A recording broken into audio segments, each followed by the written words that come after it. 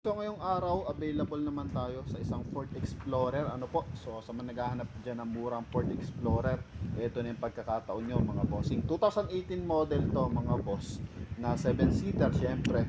And makina nito is 2.3 liters na gasoline engine mga boss, na naka all-wheel drive or 4x4 unit.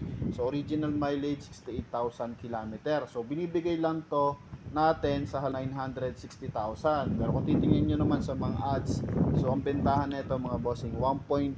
So mura na kung makakuha ka ng 1.1. Pero sa atin 960,000 kasama yung transfer of ownership mga bossing, no?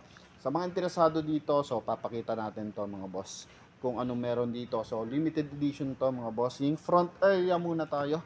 So mapapansin mo naka daytime running light yan. So kaya naka-on mga boss. Then ito po is meron siyang chrome accent dito sa kanyang front grille.